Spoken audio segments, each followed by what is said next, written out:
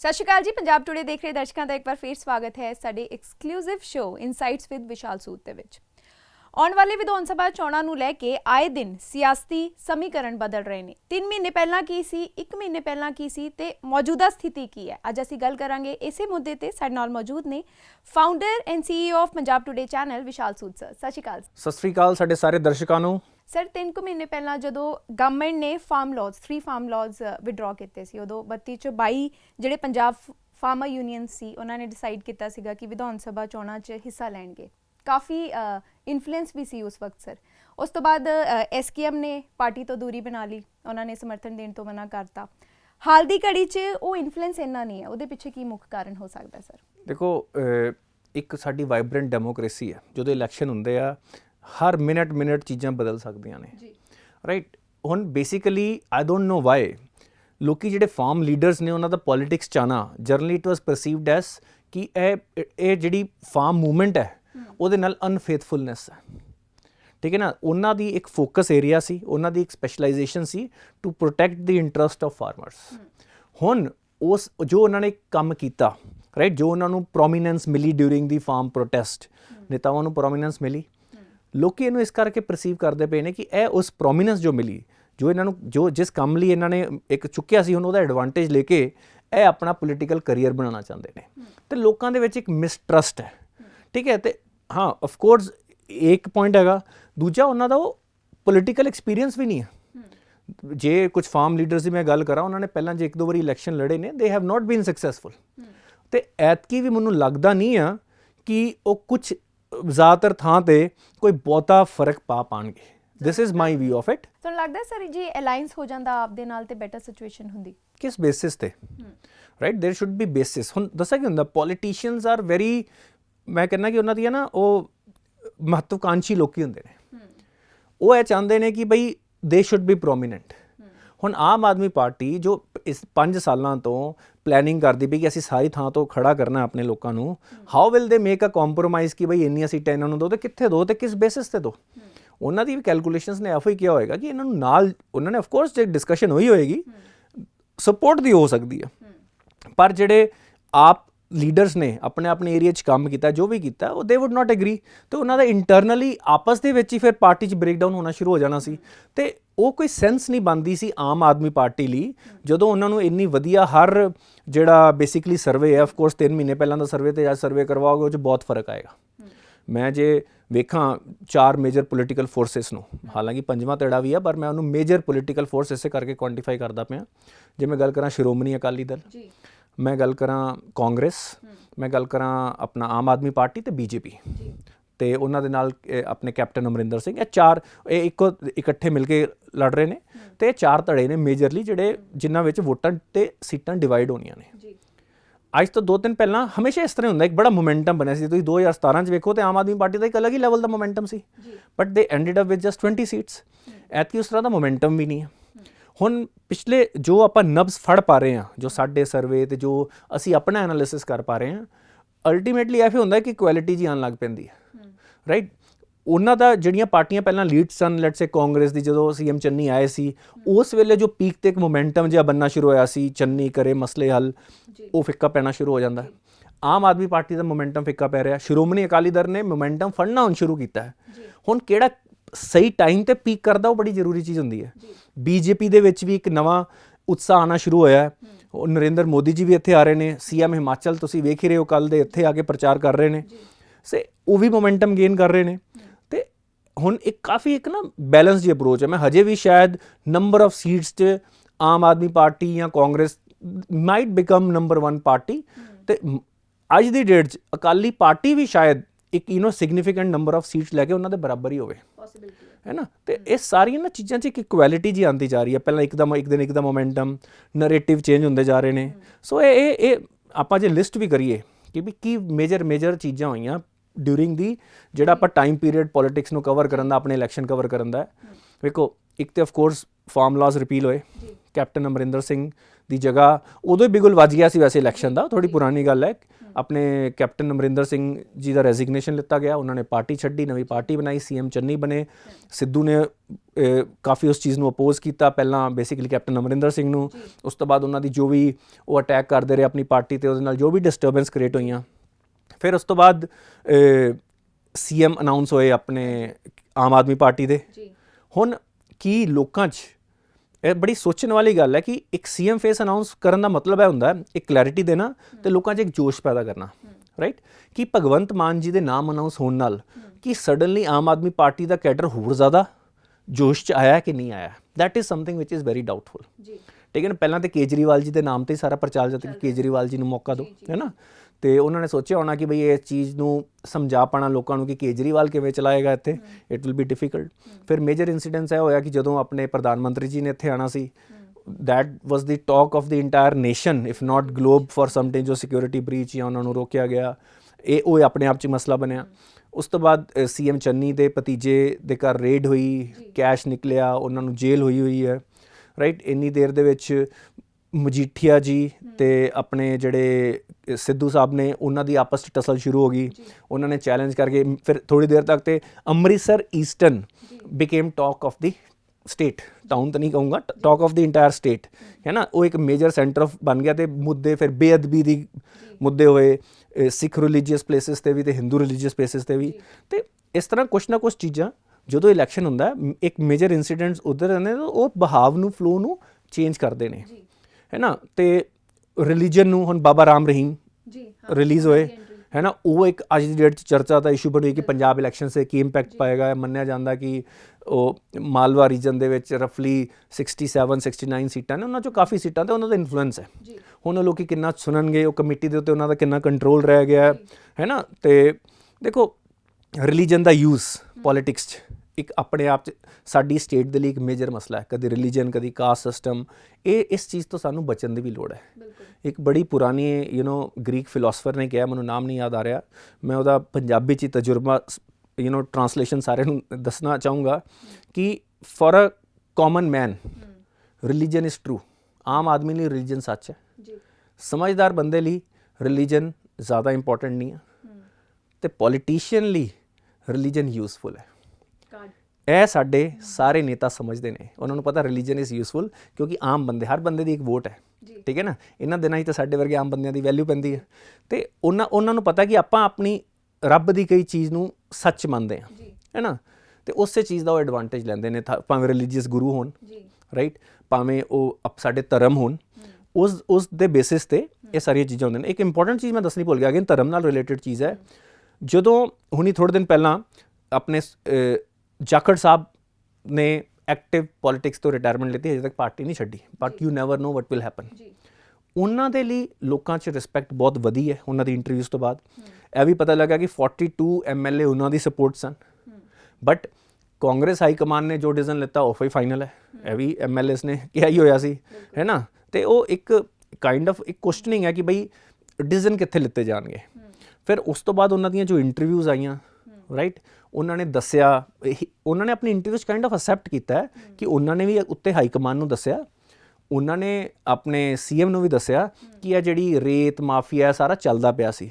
ਉਹਨਾਂ ਨੇ ਜਿਹੜੇ ਏਰੀਏ ਵੀ ਮੈਂਸ਼ਨ ਕੀਤੇ, ਤੇ ਇਹ ਸਾਰੀਆਂ ਚੀਜ਼ਾਂ ਜਿਹਦੇ ਵਿੱਚ ਹੁਣੀ ਗ੍ਰਿਫਤਾਰੀਆਂ ਹੋਈਆਂ, ਉਹ ਸਾਰੀਆਂ ਚੀਜ਼ਾਂ ਦੀ ਉਹਨਾਂ ਨੇ ਕਾਈਂਡ ਆਫ ਇੱਕ ਵੈਰੀਫਿਕੇਸ਼ਨ ਕਰਤੀ ਹੈ ਕਿ ਬਈ ਮੈਂ ਹੈਲੀਕਾਪਟਰ 'ਤੇ ਵਿਖਾਇਆ ਐਂਡ ਆਲ ਦੈਟ। ਹੁਣ ਉਹ, ਹਾਲਾਂਕਿ ਉਹਨਾਂ ਨੇ ਆਪਣੇ ਆਪ ਨੂੰ, ਆਫ ਕੋਰਸ ਇੱਕ ਬੜੀ ਗਲਤ ਗੱਲ ਵੀ ਹੋਈ ਕਿ ਕਾਂਗਰਸ ਦੀ ਇੱਕ ਸੀਨੀਅਰ ਨੇਤਾ ਨੇ, ਵਿਚ ਇਜ਼ ਨਾਟ ਅ ਪੋਪੂਲਰ ਨੇਤਾ ਬਟ ਪਾਵਰਫੁਲ ਹੈ ਕਾਂਗਰਸ ਦੇ ਵਿੱਚ, ਉਹਨਾਂ ਨੇ ਕਿਹਾ ਜੀ ਬਈ ਸਿਰਫ ਇੱਥੇ ਸਿੱਖ ਕਮਿਊਨਿਟੀ ਦਾ ਹੀ CM ਹੋ ਸਕਦਾ ਹੈ। ਇਸ ਤਰ੍ਹਾਂ ਲੋਕਾਂ ਨੂੰ ਡਿਵਾਈਡ ਕਰਨ ਦੀ ਇੱਕ ਜਿਹੜੀ ਸੋ ਕਾਲਡ ਸੈਕੂਲਰ ਪਾਰਟੀਆਂ ਮੰਨਦੇ, ਉਹਨਾਂ ਨੇ ਇੰਨੀ ਐਂਟੀ ਸੈਕੂਲਰ ਗੱਲ ਕਰ ਦਿੱਤੀ, ਹੈ ਨਾ? It is disrespectful. ਸਾਡਾ ਪੰਜਾਬ ਸਾਰਿਆਂ ਦਾ, best deserving candidate should be on the top. ਹੁਣ ਇਹ ਵੀ ਅਟਕਲਾਂ ਲਾਈਆਂ ਜਾਂਦੀਆਂ ਪਈਆਂ, ਹਾਲਾਂਕਿ ਉਹਨਾਂ ਨੇ ਕਿ ਬਈ ਕੀ ਜਾਖੜ ਸਾਹਿਬ ਵੀ ਸਾਇਲੈਂਟਲੀ ਟੈਸਿਟਲੀ BJP ਨੂੰ ਸਪੋਰਟ ਤਾਂ ਨਹੀਂ ਕਰਨਗੇ, ਹੈ ਨਾ? It has to be seen. ਤੇ ਸਾਰੀਆਂ ਚੀਜ਼ਾਂ ਨੇ ਐਂਡ ਵਿੱਚ ਲਿਆ ਕੇ ਮੋਰ ਔਰ ਲੈਸ ਗੇਮ ਨੂੰ ਚਾਰ ਧਿਰਾਂ 'ਚ ਆਲਮੋਸਟ ਬਰਾਬਰ ਦੇ ਲਾਗੇ ਕਰਤਾ ਹੈ। ਇਹਨਾਂ ਚੀਜ਼ਾਂ ਨੇ ਸਾਡੇ ਇਲੈਕਸ਼ਨ ਨੂੰ ਹੋਰ ਅਨਸਰਟਨ ਕਰਤਾ ਹੈ। ਪੰਜਾਬ 'ਚ ਅੱਜ ਤੱਕ ਕਦੀ ਇਹੋ ਜਿਹੀ ਅਨਸਰਟਨਟੀ ਨਹੀਂ ਆਈ, ਹੈ ਨਾ? ਹੁਣ ਪਹਿਲਾਂ ਆਪਾਂ ਕਹਿੰਦੇ ਸੀ ਦੋ ਪੋਲੀਟੀਕਲ ਪਾਵਰਸ ਹਨ, ਕਾਂਗਰਸ, ਅਕਾਲੀ। ਫਿਰ ਆਮ ਆਦਮੀ ਪਾਰਟੀ ਆਈ, ਅੱਜ ਬੀਜੇਪੀ ਤੇ ਉਹਨਾਂ ਦੇ ਅਲਾਇੰਸ ਵੀ ਇੱਕ ਚੌਥੀ ਪਾਵਰਫੁਲ ਚੌਥਾ ਪਾਰਟ ਬਣ ਗਏ ਨੇ, ਹੈ ਨਾ। ਹੌਲੀ ਹੌਲੀ ਵੇਖੋ ਇਹ ਜਿਹੜੇ ਫਾਰਮ ਲਾਜ਼ ਦੇ ਸੈਂਟੀਮੈਂਟਸ ਨੇ ਉਹ ਵੀ ਸਿਮਰ ਡਾਊਨ ਹੋ ਜਾਣਗੇ, right. They will also be able to explain their side. ਤੇ ਹੁਣ ਪੰਜਾਬ ਦੇ ਵਿੱਚ 4 ਫੋਰਸਿਸ ਹੋਇਆ ਕਰਨਗੀਆਂ ਜਿਵੇਂ ਕਿਸੇ ਵੱਡੀ ਸਟੇਟ ਯੂਪੀ ਵਗੈਰਾ 'ਚ ਹੁੰਦੀਆਂ ਨੇ, ਹੈ ਨਾ। ਤੇ ਹੁਣ ਇਲੈਕਸ਼ਨਸ ਦਾ ਅਲੱਗ ਲੈਵਲ ਆਫ ਕੰਪਲਿਕੇਸ਼ਨ ਆਉਣਗੀਆਂ। ਜੀ ਸਰ, ਇਹ ਜਿਹੜੀ ਤੁਸੀਂ ਗੱਲਾਂ ਕੀਤੀਆਂ ਇਹਨਾਂ ਚੀਜ਼ਾਂ ਬਾਰੇ ਵਿਸਤਾਰ 'ਚ ਗੱਲ ਕਰਦੇ ਹਾਂ ਇੱਕ ਕਰਕੇ। ਕਾਂਗਰਸ ਤੋਂ ਸ਼ੁਰੂ ਕਰਦੇ ਹਾਂ ਸਰ। ਕਾਂਗਰਸ ਕੌਨਫਲਿਕਟਸ ਕਿਓਸ ਦੀ ਗੱਲ ਕਰੀਏ ਤਾਂ ਜਿਵੇਂ ਤੁਸੀਂ ਕਿਹਾ ਕਿ ਪਹਿਲਾਂ ਉਹਨਾਂ ਨੇ ਅਸਤੀਫਾ ਦਿੱਤਾ ਅਮਰਿੰਦਰ ਸਿੰਘ ਜੀ ਨੇ, ਫਿਰ ਸਟਾਪ ਗੈਪ ਅਰੇਂਜਮੈਂਟ ਵਿੱਚ ਚੰਨੀ ਜੀ ਆਏ, ਨਵਜੋਤ ਸਿੰਘ ਸਿੱਧੂ ਨੇ ਸਮਰਥਨ ਦਿੱਤਾ, ਉਹ ਤੋਂ ਬਾਅਦ ਤਿੱਖੇਵਾਰ ਕੀਤੇ, ਵਿੱਚ ਜਾਖੜ ਰੰਧਾਵਾ ਦਾ ਵੀ ਚਰਚਾ ਬਹੁਤ ਹੋਈ। ਸੋ ਜਦੋਂ ਫਾਈਨਲੀ ਸੀਐਮ ਫੇਸ ਅਨਾਉਂਸ ਹੋ ਗਿਆ ਤੇ ਹਾਲ ਦੀ ਘੜੀ ਦੇ ਵਿੱਚ ਕਾਂਗਰਸ ਇਕੱਠੀ ਦਿਖ ਰਹੀ ਹੈ। So what do you have to say about this? ਦੇਖੋ, ਕਾਂਗਰਸ ਦੇ ਬੈਸਟ ਇੰਟਰਸਟ ਤੇ ਐਫ ਹੀ ਆ, ਥੋੜੇ ਦਿਨ ਰਹਿ ਗਏ ਨੇ, ਇਕੱਠੇ ਰਹਿ ਲੈਣ। 20 ਤਰੀਕ ਨੂੰ ਇਲੈਕਸ਼ਨ ਹੋ ਜਾਣੇ ਆ, ਹੈ ਨਾ। ਜੇ ਉਨੀ ਦੇਰ ਤੱਕ ਕੋਈ ਬੰਦਾ ਉਹਨਾਂ ਦਾ ਸਬਰ ਰੱਖ ਸਕਦਾ ਹੈ ਨਾ, ਆਪਣੇ ਦੇਖੋ ਅੰਦਰੋਂ ਤੇ ਜਜ਼ਬਾਤ ਉਬਲ ਰਹੇ ਹੋਣਗੇ, ਅਸੀਂ ਸਮਝਦੇ ਪਏ ਹਰ ਕਿਸੇ ਦੀ, ਮੈਂ ਜਿਵੇਂ ਨਾ ਉਹਨਾਂ ਦੀਆਂ ਆਪਣੀਆਂ ਐਸਪੀਰੇਸ਼ਨਸ ਹੁੰਦੀਆਂ ਨਾ, ਤੇ ਮਹੱਤਵਕਾਂక్షੀ ਲੋਕੀ ਨੇ, ਹੈ ਨਾ। ਉਹਨਾਂ ਨੇ ਕਲੀਅਰ ਕਰਤਾ ਸਾਰੇ ਲੋਕਾਂ ਨੇ ਜੋ ਵੀ ਬਣਨਾ ਚਾਹੁੰਦੇ ਸੀ। ਇਹ ਤਾਂ ਸਿਰਫ 2 ਕੈਂਡੀਡੇਟਸ ਦੀ ਚਰਚਾ ਜ਼ਿਆਦਾ ਹੋਈ, ਸੀਐਮ ਚੰਨੀ ਤੇ ਨਵਜੋਤ ਸਿੰਘ ਸਿੱਧੂ ਦੀ। ਰੰਧਾਵਾ ਜਾਂ ਹੋਰ ਵੀ ਲੋਕੀ, ਹਰ ਕੋਈ ਸੀਐਮ ਬਣਨਾ ਚਾਹੁੰਦਾ ਹੋਏਗਾ, ਹੈ ਨਾ। ਤੇ ਹੁਣ ਪਰ ਇਸ ਵੇਲੇ ਉਹਨਾਂ ਦਾ ਮੇਜਰ ਚੈਲੰਜ ਇਹ ਬਣ ਗਿਆ ਵਾ ਕਿ ਜਿਹੜਾ ਜਾਖੜ ਸਾਹਿਬ ਨੇ ਐਕਟਿਵ ਪੋਲਿਟਿਕਸ ਤੋਂ ਛੱਡਦਾ, ਇੱਕ ਉਹਨਾਂ ਦਾ ਨਾ ਇੱਕ ਦਰਦ ਦਿਖਾਉਂਦਾ ਪਿਆ। He is a very well respected politician, ਠੀਕ ਹੈ ਨਾ। ਹਾਲਾਂਕਿ ਮੈਂ ਇਸ ਗੱਲ ਤੋਂ ਸਹਿਮਤ ਨਹੀਂ ਹਾਂ ਕਿ ਤੁਸੀਂ ਬਸ ਚੁੱਪਚਾਪ ਕਹਿ ਦਿਓ ਜੀ ਇਹ ਗਲਤ ਕਰਦੇ ਪਏ ਨੇ। ਤੁਸੀਂ ਲੋਕਾਂ ਦੇ ਨੁਮਾਇੰਦੇ ਹੋ, ਤੁਸੀਂ ਹਾਈ ਕਮਾਂਡ ਦੇ ਨੁਮਾਇੰਦੇ ਨਹੀਂ ਹੋ ਸਿਰਫ। ਤੁਹਾਡੀ ਪਹਿਲੀ ਰਿਸਪੌਂਸਿਬਿਲਿਟੀ ਕਿੱਥੇ ਹੈ? ਕਾਂਗਰਸ ਦੇ ਲੀਡਰਸ ਦੀ ਅਨਫੋਰਚੂਨੇਟਲੀ ਪਹਿਲੀ ਰਿਸਪੌਂਸਿਬਿਲਿਟੀ, ਭਾਵੇਂ ਕੋਈ ਪਾਰਟੀ, ਪਹਿਲੀ ਲੋਕਾਂ ਵੱਲ ਹੋਣੀ ਚਾਹੀਦੀ ਹੈ। ਲੈਟਸ ਸਪੋਜ਼ ਤੁਸੀਂ ਹੁਣ ਕਹਿੰਦੇ ਪਿਓ ਜੀ ਇਹ ਸਾਰਾ ਕੁਝ ਹੋ ਰਿਹਾ ਸੀ, ਮੈਂ ਦੱਸਿਆ, ਤੁਸੀਂ ਆਪਣੀ ਟੌਪ ਲੀਡਰਸ਼ਿਪ ਨੂੰ ਵੀ ਸਾਫ਼ ਸੁਥਰਾ ਦੱਸਣਾ ਚਾਹੁੰਦੇ ਸੀ, ਉਹਨਾਂ ਨੇ ਕਦੀ ਨਹੀਂ ਕਿਹਾ ਜੀ ਇਹ ਹੋਰ ਕਰੋ ਜਾਂ ਮਨਾ ਕਰ, ਜਾਂ ਉਹਨਾਂ ਨੇ ਵੀ ਕਿਹਾ ਕਿ ਰੋਕੋ। ਸਿਰਫ ਲਿਪ ਸਰਵਿਸ ਨਾਲ ਕੰਮ ਨਹੀਂ ਹੁੰਦਾ। ਇਹ ਦੇਸ਼ ਚਲਾਉਣਾ, ਸਟੇਟ ਚਲਾਉਣਾ ਹੈ। It's a very important state for the entire nation. ਆਪਾਂ ਹਮੇਸ਼ਾ ਗੱਲ ਕਰਦੇ ਹਾਂ ਵੀ ਇਹ ਬਾਰਡਰ ਸਟੇਟ, ਤੁਹਾਨੂੰ ਪਤਾ ਹੈ ਜੀ ਇਹ ਡਰੱਗਸ ਹੋ ਰਹੇ ਨੇ, ਇਹ ਮਾਫੀਆ ਚੱਲਦਾ ਪਿਆ ਹੈ, ਸਟਰੋਂਗ ਐਕਸ਼ਨ ਹੁੰਦੇ ਕਰ ਬਹਿਣਾ ਨਹੀਂ ਚਾਹੀਦਾ, ਉਹ ਲੋਕੀ ਅੰਦਰ ਜਾਣੇ ਚਾਹੀਦੇ ਹੈ ਨਾ। ਸਿਰਫ ਇਹ ਕਹਿ ਦੇਣਾ ਜੀ ਮੈਂ ਤਾਂ ਦੱਸਿਆ ਸੀ, ਇਹ ਇੱਕ ਦੇਖੋ ਵਰਚੂ ਸਿਗਨਲਿੰਗ ਹੈਗੀ ਆ ਕਿ ਬਈ ਮੈਂ ਤਾਂ ਬੜਾ ਚੰਗਾ ਸ਼ਰੀਫ ਹਾਂ, ਠੀਕ ਹੈ ਜੀ। ਤੁਸੀਂ ਇਹ ਵੀ ਇੱਕ ਤਰ੍ਹਾਂ ਦੀ ਕਰਪਸ਼ਨ ਹੀ ਆ ਕਿ ਜਦੋਂ ਤੁਸੀਂ ਕਿ ਬਈ ਮੈਨੂੰ ਇੱਕ ਵਧੀਆ ਮੈਂ ਪੋਜੀਸ਼ਨ 'ਤੇ ਹੈਗਾ ਅਤੇ ਮੈਂ ਬੋਲਣਾ ਕੁਛ ਨਾ। ਇਹਦੇ ਲਈ ਪੂਰੀ ਦੀ ਪੂਰੀ ਲੋਕਾਂ ਨੂੰ ਜ਼ਿੰਮੇਵਾਰੀ ਚੁੱਕਣ ਦੀ ਲੋੜ ਹੈ। ਜੋ ਤੁਹਾਡੀ ਪਾਰਟੀ ਦੇ ਲੋਕੀ ਫਾਈਨਲੀ ਐਕਸੈਪਟ ਕਰਦੇ ਪਏ, ਇਟਸ ਕਾਮਨ ਨੌਲੇਜ ਕਿ ਬਈ ਲੋਕੀ ਇਹਨਾਂ ਚੀਜ਼ਾਂ 'ਚ ਇਲੀਗਲ ਐਕਟੀਵਿਟੀਜ਼ ਤੁਹਾਡੇ ਲੀਡਰਸ ਮਿਨਿਸਟਰਸ ਇਨਵੋਲਵਡ ਹਨ, ਇਟ ਸ਼ੁੱਡ ਬੀ ਕੁਐਸਚਨਡ, ਹੈ ਨਾ। ਇਹੋ ਜੀ ਮਤਲਬ ਕਿ ਜੇ ਚੀਜ਼ ਇਸ ਤਰ੍ਹਾਂ ਪੂਰੀ ਵਾਈਡ ਸਪਰੈਡ ਹੈ, ਪੂਰੀ ਸਾਰਿਆਂ ਨੂੰ ਹੀ ਪਤਾ ਹੈ ਕਿ ਬਈ ਹਾਂ, ਤੇ ਅੱਖਾਂ ਬੰਦ ਨਹੀਂ ਕਰਨੀਆਂ ਚਾਹੀਦੀਆਂ। ਤੇ ਫਿਰ ਦੱਸੋ ਅਗਲੀ ਵਾਰੀ ਚੇਂਜ ਕਿਵੇਂ ਹੋ ਜਾਏਗਾ? ਉਹੀ ਲੀਡਰ, ਉਹੀ ਇਲੈਕਸ਼ਨ, ਸਭ ਕੁਝ ਦੁਬਾਰਾ ਉਹੀ ਹੋਣਾ ਹੈ, ਕਿਵੇਂ ਚੇਂਜ ਹੋ ਜਾਏਗਾ? ਹੈ ਨਾ। ਤੇ ਇਹ ਚੀਜ਼ ਮੈਨੂੰ ਚੰਗੀ ਨਹੀਂ ਲੱਗੀ, ਹੈ ਨਾ।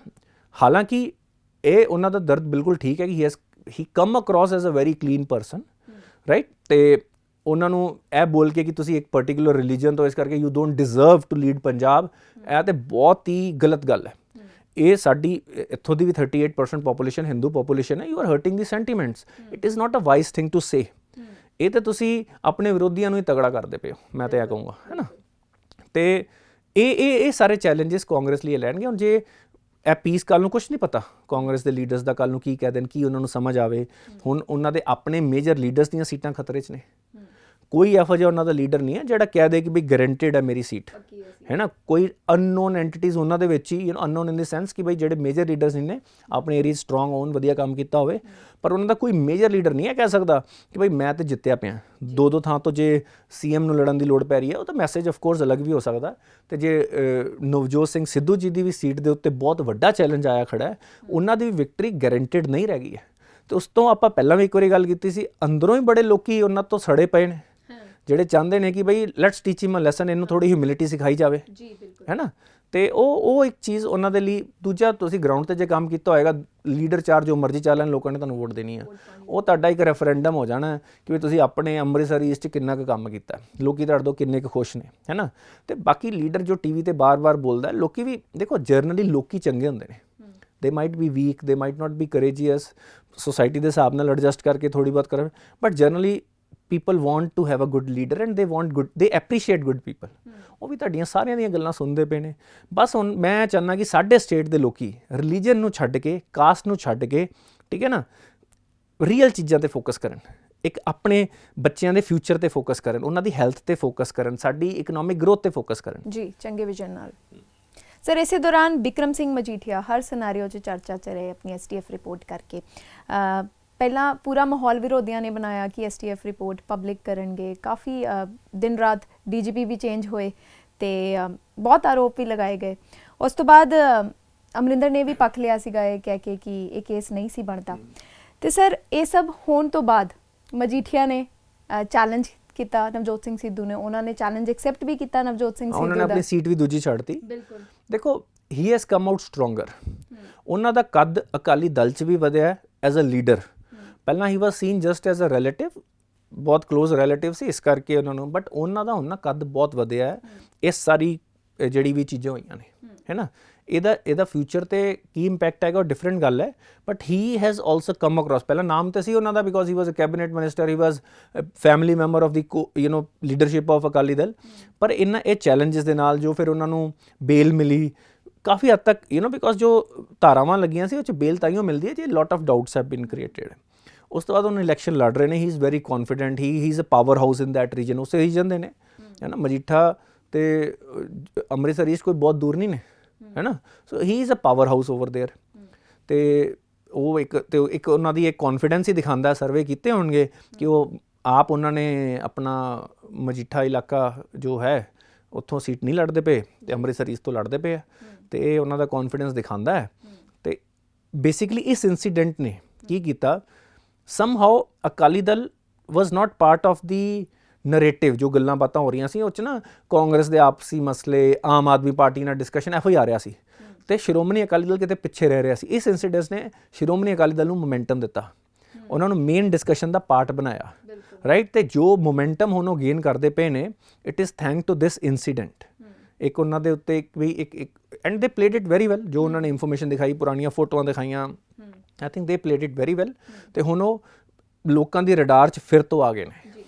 ਸਰ, BJP ਦਾ ਸਟਾਰਟ 'ਚ ਕੋਈ ਬਹੁਤ ਵਧੀਆ ਸਟੈਂਡ ਨਹੀਂ ਸੀਗਾ ਪੰਜਾਬ ਦੇ ਵਿੱਚ। ਇਹ ਤਾਂ ਉਹਨਾਂ ਨੇ ਗੱਠਜੋੜ ਕੀਤਾ ਤੇ ਸਭ ਤੋਂ ਪਹਿਲਾਂ ਵੱਡੇ ਨਾਮ ਆਪਣੀ ਪਾਰਟੀ ਦੇ ਵਿੱਚ ਲੈ ਕੇ ਆਏ, ਮਨਜਿੰਦਰ ਸਿੰਘ ਸਿਰਸਾ ਤੇ ਫਤਿਹ ਸਿੰਘ ਬਾਜਪਾ। ਉਹ ਤੋਂ ਬਾਅਦ PM ਸਿਕਿਉਰਿਟੀ ਬ੍ਰੀਚ ਹੋਇਆ ਰੈਲੀ ਦੇ ਵਿੱਚ। ਹੁਣ ਹਾਲ ਦੀ ਘੜੀ ਫਿਰ ਉਹ ਆ ਰਹੇ ਨੇ ਰੈਲੀ ਕਰਨ, ਤੇ ਕਾਫੀ ਪੰਜਾਬ ਦੇ ਇਨਫਲੂਐਂਸਰਸ ਵੀ ਤੇ ਸੈਲੀਬ੍ਰਿਟੀਜ਼ ਵੀ ਇਨਵੋਲਵ ਕਰ ਰਹੇ ਨੇ ਆਪਣੀ ਪਾਰਟੀ ਦੇ ਨਾਲ। ਤੇ ਮੌਜੂਦਾ ਸਥਿਤੀ ਕੀ ਹੋ ਸਕਦੀ ਹੈ ਸਰ? ਦੇਖੋ, ਦੋ ਚੀਜ਼ਾਂ ਦੱਸਦੀਆਂ ਨੇ। ਇੱਕ ਤਾਂ ਦੱਸਦੀ ਕਿ they are serious about Punjab, they are not ਇਗਨੋਰਿੰਗ it. ਉਹਨਾਂ ਨੂੰ ਪਤਾ ਕਿ ਅਸੀਂ ਪੰਜਾਬ ਇੰਪੋਰਟੈਂਟ ਸਟੇਟ ਹੈ ਤੇ ਅਸੀਂ ਆਪਣੀ ਪ੍ਰੈਜ਼ੈਂਸ ਇੱਥੇ ਰੱਖਣੀ ਹੈ ਨਾ। ਤਾਂ they have a long term. BJP ਤੇ RSS ਦੇ ਥਰੂ ਉਹਨਾਂ ਨੇ ਪੰਜਾਬ ਦੇ ਪਿੰਡਾਂ 'ਚ ਵੀ ਕੁਝ ਸਾਲਾਂ ਤੋਂ ਬਹੁਤ ਐਕਟਿਵਲੀ ਕੰਮ ਕੀਤਾ ਹੈ।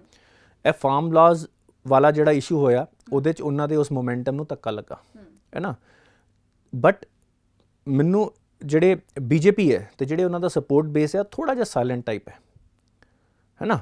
It is a silent kind of support base. ਤੇ ਜਿਵੇਂ ਲੋਕੀ ਡਿਸਕਾਊਂਟ ਕਰਦੇ ਪਏ ਨੇ, ਸਰਵੇ ਕਰਦੇ ਪਏ ਨੇ, ਅੱਜ ਦੀ ਡੇਟ 'ਚ ਜਦੋਂ ਇੱਕ ਮਾਹੌਲ ਸੀ ਪੰਜਾਬ ਦੇ ਵਿੱਚ ਕਿ ਤੁਸੀਂ ਸੋਸ਼ਲ ਮੀਡੀਆ ਤੇ ਕੁਛ ਵੀ ਸੈਂਟਰਲ ਗੌਰਮੈਂਟ ਦੀ ਕੋਈ ਪੋਜ਼ੀਟਿਵ, ਜੋ ਜੈਨੂਅਲੀ ਪੋਜ਼ੀਟਿਵ ਹੋਵੇ ਚੀਜ਼ ਪਾ ਦਿਓ, ਤੇ ਉਹ ਤੁਹਾਨੂੰ ਐਂਟੀ ਫਾਰਮਰ ਹੀ ਸਮਝਿਆ ਜਾਂਦਾ ਸੀ। ਇੱਕ ਇਹੋ ਜਿਹਾ ਵੀ ਮਾਹੌਲ ਬਣ ਗਿਆ ਹੋਇਆ ਸੀ, ਤੇ ਲੋਕਾਂ ਨੇ ਕਿਹਾ ਕਿ ਆਪਾਂ ਕਾਹਦੇ ਲਈ ਬੋਲਣਾ, ਹੈ ਨਾ। ਤੇ ਹੁਣ ਪਿਛਲੇ ਜੇ ਅੱਜ ਸਰਵੇ ਕਰਵਾਇਆ ਜਾਵੇ ਜਾਂ ਪਤਾ ਕੀਤਾ ਜਾਵੇ, ਜਾਂ ਮੈਂ ਜਿਵੇਂ ਆਪਾਂ ਗੱਲ ਕਰਦੇ ਹਾਂ ਲਿਵਿੰਗ ਰੂਮ ਸਰਵੇ ਕੀਤਾ ਜਾਵੇ, ਠੀਕ ਹੈ ਨਾ, the number of people who will be supporting with openly will be very different, ਹੈ ਨਾ। ਤੇ ਹੁਣ ਉਹਨਾਂ ਦੇ ਸਾਰੇ ਸੀਨੀਅਰ ਲੀਡਰ ਜਿਵੇਂ ਸਟਾਰ ਪਾਵਰ ਨੂੰ ਯੂਜ਼ ਕਰਦੇ ਪਏ ਨੇ, ਪੂਰਾ ਐਫਰਟ ਲਾ ਰਹੇ ਨੇ। ਉਸ ਤੋਂ ਬਾਅਦ PM ਸਾਹਿਬ ਦਾ ਵੀ ਡੇਟ ਡਿਸਾਈਡ ਹੋ ਜਾਏਗੀ, he will be coming and he will be announcing those sops. ਉਹਨਾਂ ਦਾ ਮੈਨੀਫੈਸਟੋ ਰਿਲੀਜ਼ ਹੋ ਗਿਆ ਹੈ ਨਾ, ਕਾਫੀ ਆਊਟਰੀਚ ਵਾਲਾ ਮੈਨੀਫੈਸਟੋ ਹੈ, ਕਾਫੀ ਕੰਪਰੀਹੈਂਸਿਵ ਮੈਨੀਫੈਸਟੋ ਉਹਨਾਂ ਨੇ ਬਣਾਇਆ ਹੈ। ਤੇ ਹਾਲਾਂਕਿ ਕੁਝ ਪੁਆਇੰਟਸ ਤੋਂ ਮੈਂ ਐਗਰੀ ਨਹੀਂ ਕਰਦਾ, ਪੋਪੂਲਿਸਟ ਮੈਜਰਸ ਉਹ ਵੀ ਲੈ ਰਹੇ ਨੇ, ਜਦਕਿ ਸਾਨੂੰ ਕੁਝ ਹੋਰ ਚੀਜ਼ਾਂ ਦੀ ਲੋੜ ਹੈ ਨਾ। ਤੇ ਸਾਡੇ ਤੇ ਆਲਰੇਡੀ ਡੈਟ ਹੈ, ਉਹ ਵੀ ਜੋ they are also playing by the rules of the politics, ਉਹ ਵੀ ਇੱਕ ਪੋਲੀਟੀਕਲ ਪਾਰਟੀ ਨੇ। ਇਹ ਚੀਜ਼ਾਂ ਹਾਲਾਂਕਿ ਮੈਂ ਪਰਸਨਲੀ ਐਪਰੀਸ਼ੀਏਟ ਨਹੀਂ ਕਰਦਾ ਕਿ ਤੁਸੀਂ ਵੀ ਪੋਪੂਲਿਸਟ ਮੈਜਰਸ ਲਓ at the caste of the future of the state. ਉਹ ਨਹੀਂ ਹੋਣਾ ਚਾਹੀਦਾ ਕਿ ਵੀ ਤੁਸੀਂ ਸਿਰਫ ਫ੍ਰੀ ਪੈਸੇ ਵੰਡਣ ਦੀ ਗੱਲ ਕਰੋ, ਜਾਂ ਸਬਸਿਡੀਆਂ ਦੀ ਗੱਲ ਕਰੋ, ਜਾਂ ਲੋਨ ਮਾਫੀ ਦੀ ਗੱਲ ਕਰੋ। That is not the right way to grow a state, ਠੀਕ ਹੈ ਨਾ।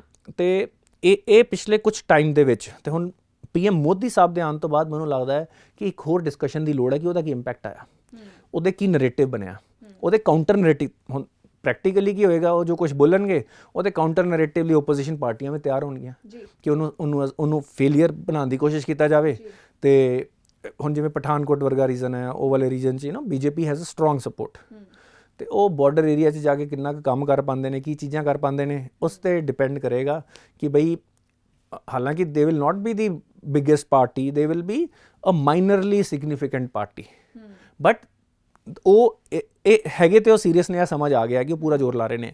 ਹਾਲਾਂਕਿ ਮੈਂ ਤਾਂ ਹੈਰਾਨ ਹੁੰਦਾ ਕਿ ਕੈਪਟਨ ਅਮਰਿੰਦਰ ਸਿੰਘ ਇੰਨਾ ਐਫਰਟ ਕਿਉਂ ਨਹੀਂ ਕਰ ਰਹੇ, it is his home state, ਹੈ ਨਾ। ਤੇ ਇਸੇ ਚੀਜ਼ ਤੋਂ ਤਾਂ ਪਹਿਲਾਂ ਵੀ ਲੋਕੀ ਨਾਰਾਜ਼ ਸਨ ਕਿ ਤੁਸੀਂ you are not that concerned, ਹੈ ਨਾ। ਸਰ ਆਖਰੀ ਸਵਾਲ, ਇਹ ਜੇ ਆਖਰੀ ਫੇਜ਼ ਤੇ ਡੇਰੇ ਦੀ ਜੋ ਐਂਟਰੀ ਹੋਈ ਹੈ ਪੋਲਿਟਿਕਸ ਦੇ ਵਿੱਚ, ਇਹਦਾ ਕੀ ਅਸਰ ਹੋ ਸਕਦਾ ਹੈ? ਜਿਵੇਂ ਤੁਸੀਂ ਕਿਹਾ ਕਿ ਮਾਲਵੇ ਦੇ ਵਿੱਚ 69 ਸੀਟਸ ਪ੍ਰਭਾਵਿਤ ਕਰ ਸਕਦਾ ਹੈ। ਇੰਪੈਕਟ ਤੇ ਪਏਗਾ ਕਿਉਂਕਿ ਇੱਕ ਇੱਕ ਵੋਟ ਕਾਊਂਟ ਕਰਦੀ ਹੈ, ਬੜੀਆਂ ਸੀਟਾਂ ਐਟ ਅ ਡਿਫਰੈਂਸ ਆਫ 50 100 200 ਵੀ ਕੁਝ ਡਿਸਾਈਡ ਹੁੰਦੀਆਂ ਨੇ। ਸੋ ਈਵਨ ਇਫ ਦੇ ਹੈਵ ਡੇਰੇ ਵਾਲੇ ਆਪ ਤੇ ਕਹਿਣਗੇ ਜੀ ਅਸੀਂ ਤੇ ਹਰ ਥਾਂ ਤੇ ਮੇਰੀਆਂ 20 ਹਜ਼ਾਰ ਵੋਟਾਂ ਨੇ, I don't take that into account. ਦੂਜਾ ਡੇਰੇ ਦੀ ਰੈਪੂਟੇਸ਼ਨ ਨੂੰ ਜੋ ਹਾਰਮ ਹੋਇਆ ਹੈ, ਜੇ ਤੁਹਾਡਾ leader is in jail for ਸੋ ਮੈਨੀ ਈਅਰਸ, ਹੈ ਨਾ, ਤੇ ਇਸ ਟਾਈਮ ਤੇ ਉਹ ਬਾਹਰ ਆਏ ਨੇ। ਆਫਕੋਰਸ ਆਈਡੀਆ ਇਹੋ ਹੀ ਹੈ ਕਿ ਉਹ ਜਾ ਕੇ ਕਿਸੇ ਪੋਲੀਟੀਕਲ ਪਾਰਟੀ ਨੂੰ ਇਨਫਲੂਐਂਸ ਕਰਨਗੇ, ਉਹਨਾਂ ਦਾ ਵੀ ਸਰਵਾਈਵਲ ਐਫਰਟ ਇਸੇ 'ਚ ਹੀ ਹੈ, ਕਿਉਂਕਿ ਉਹ ਜਿਸ ਸਿਚੁਏਸ਼ਨ 'ਚ ਡੇਰਾ ਸੱਚਾ ਸੌਦਾ ਦੇ ਜਿਹੜੇ ਲੀਡਰ ਨੇ, ਕਿਸੇ ਨਾ ਕਿਸੇ ਪੋਲੀਟੀਕਲ ਐਫੀਲੀਏਸ਼ਨ ਤੋਂ ਬਿਨਾਂ ਉਹਨਾਂ ਦਾ ਗੁਜ਼ਾਰਾ ਨਹੀਂ ਹੈ ਇਸ ਵੇਲੇ। ਹੀ is in that tight situation, ਠੀਕ ਹੈ ਨਾ। ਹੁਣ ਉਹ ਮੈਸੇਜ ਦੇਣਗੇ, ਲੋਕੀ ਕਿੰਨਾ ਸੁਣਦੇ ਕਿ ਨਹੀਂ। ਅੱਜ ਦੀ ਡੇਟ 'ਚ ਮੈਂ ਚਾਹੁੰਦਾ ਕਿ ਸਾਡੀ ਜਨਤਾ ਸਮਝਦਾਰ ਹੋਵੇ, ਹੈ ਨਾ। ਵੇਖੋ ਉਹ ਉਹਨਾਂ ਦੀ ਕਰੰਸੀ ਨੇ, ਲੋਕੀ ਡੇਰੇ ਦੀ ਕਰੰਸੀ ਨੇ, ਉਹ ਵਿਖਾ ਕੇ ਉਹ ਬੈਨੀਫਿਟ ਲੈਂਦੇ ਰਹੇ ਨੇ ਜਾਂ ਲੈਂਦੇ ਰਹਿਣਗੇ, ਠੀਕ ਹੈ ਨਾ। ਹੁਣ ਉਹ ਕਿੰਨਾ ਬੈਨੀਫਿਟ, ਲੋਕੀ ਕੀ ਸੋਚਦੇ ਨੇ, ਹੁਣ ਡੇਰੇ ਦੇ ਸਪੋਰਟਰ ਬੜੇ ਸਾਲਾਂ ਤੋਂ ਹੋਣਗੇ, ਅੱਜ ਉਹਨਾਂ ਦੇ ਬੱਚੇ ਵੀ ਵੱਡੇ ਹੋਏ ਹੋਣਗੇ, ਉਹਨਾਂ ਦਾ ਮਾਈਂਡ ਸੈਟ ਅਲੱਗ ਹੋਏਗਾ। ਆਫਕੋਰਸ ਫੈਮਿਲੀ ਦੇ ਇਨਫਲੂਐਂਸਸ ਹੁੰਦੇ ਨੇ, ਬੜੀਆਂ ਚੀਜ਼ਾਂ ਹੁੰਦੀਆਂ ਨੇ, ਹੈ ਨਾ। ਹੁਣ ਉਹ ਇਸ ਚੀਜ਼ ਦੇ ਬਾਰੇ ਮੈਨੂੰ ਬਹੁਤ ਜ਼ਿਆਦਾ ਨੌਲੇਜ ਨਹੀਂ ਹੈ, ਪਰ ਇਹ ਪ੍ਰਾਇਰੀ ਮੈਂ ਕਹੂੰਗਾ ਕਿ ਅੱਜ ਤੋਂ 5 ਸਾਲ ਪਹਿਲਾਂ ਜਿਸ ਤਰ੍ਹਾਂ ਦਾ ਇੰਪੈਕਟ ਹੋਣਾ ਸੀ, ਉਸ ਤੋਂ ਤੇ ਘੱਟ ਹੀ ਹੋਏਗਾ, ਹੈ ਨਾ। ਉਹ ਸਿਗਨੀਫਿਕੈਂਟ ਇੰਪੈਕਟ ਨਹੀਂ ਹੋਏਗਾ, ਪਰ ਜਿਸ ਬੰਦੇ ਕੋਲ ਇੰਨੇ, ਜਿੱਤੇ ਹਜੇ ਵੀ ਆਪਾਂ ਨੂੰ ਇਹ ਖਬਰਾਂ ਆਈਆਂ ਨੇ ਕਿ ਹਜੇ ਵੀ ਜਦੋਂ ਸੰਡੇ ਨੂੰ ਉਹਨਾਂ ਦਾ ਡੇਰਾ ਲੱਗਦਾ ਹੈ ਤਾਂ 15-20 ਹਜ਼ਾਰ ਲੋਕੀ, ਉਹ ਚਲੋ ਲੱਖ ਕਲੇਮ ਕਰਦੇ ਨੇ, 15-20 ਹਜ਼ਾਰ ਲੋਕੀ ਪਹੁੰਚਦੇ ਪਏ ਨੇ, ਹੈ ਨਾ। ਕੁਝ ਨੇਤਾ ਵੀ ਪਹੁੰਚੇ ਨੇ, ਕਈਆਂ ਨੇ ਆਪਣੀਆਂ ਸੀਟਾਂ ਵੀ ਗਵਾਈਆਂ ਉਸ ਚੱਕਰ 'ਚ ਉੱਥੇ ਪਹੁੰਚ ਕੇ। ਤੇ ਦੇਖੋ, ਪਰ ਜਿਹੜੇ ਬੰਦੇ ਨੂੰ ਪਤਾ ਕਿ ਬਈ ਇੱਥੋਂ ਦੀ ਮੇਰੀ 5000 ਵੋਟ ਹੈ, 7000 ਵੋਟ ਹੈ, ਲੋਕਲ ਲੀਡਰ ਨੂੰ ਤਾਂ ਪਤਾ ਹੁੰਦਾ ਨਾ, ਉਹ ਆਪਣੀ ਹੈਲਪ ਲਈ ਜਾਏਗਾ, ਹੈ ਨਾ। ਪਰ ਹੁਣ ਲੋਕਾਂ ਨੂੰ ਵੀ ਸਮਝਦਾਰ ਹੋਣ ਦੀ ਲੋੜ ਹੈ ਕਿ ਬਈ ਠੀਕ ਹੈ, ਰਿਲੀਜਨ ਜਿਵੇਂ ਕਿਹਾ ਕਿ ਬਈ ਸਾਡੇ ਲਈ ਤਾਂ ਸੱਚ ਹੈ, ਪਰ ਪੋਲੀਟੀਸ਼ੀਅਨ ਲਈ it's a useful thing and they are using it to the extent they want to. ਉਹਦੇ ਵਿੱਚ ਸਾਡਾ ਜਿੰਨਾ ਮਰਜ਼ੀ ਨੁਕਸਾਨ ਹੋਵੇ, ਲੀਡਰਸ ਨੂੰ ਇਹ ਫਰਕ ਨਹੀਂ ਪੈਂਦਾ, ਠੀਕ ਹੈ। ਤੇ ਸਾਨੂੰ ਹੁਣ ਆਪਣੀ ਸਮਝਦਾਰੀ ਦਿਖਾਉਣ ਦੀ ਲੋੜ ਹੈ ਕਿ ਆਪਾਂ ਜਦੋਂ ਆਪਣੇ ਇਕਨੋਮਿਕ ਵੈਲਬੀਇੰਗ, ਬੱਚਿਆਂ ਦੀ health, law and order the decision ਲੈਣਾ ਕਿ ਬੈਸਟ ਐਡਵਾਈਸ ਕਿੱਥੋਂ ਆਏਗੀ। ਜੀ ਸੋ ਬਹੁਤ ਧੰਨਵਾਦ ਤੁਹਾਡਾ ਸਰ। ਸੋ ਇਹ ਸੀ ਜੀ ਅੱਜ ਦੀ ਡਿਸਕਸ਼ਨ ਰਿਗਾਰਡਿੰਗ ਚੇਂਜਿੰਗ ਸਿਨੈਰੀਓ ਇਨ ਪੋਲਿਟਿਕਸ। ਜੁੜੇ ਰਹੋ ਸਾਡੇ ਚੈਨਲ ਦੇ ਨਾਲ। ਸਤਿ ਸ਼੍ਰੀ ਅਕਾਲ।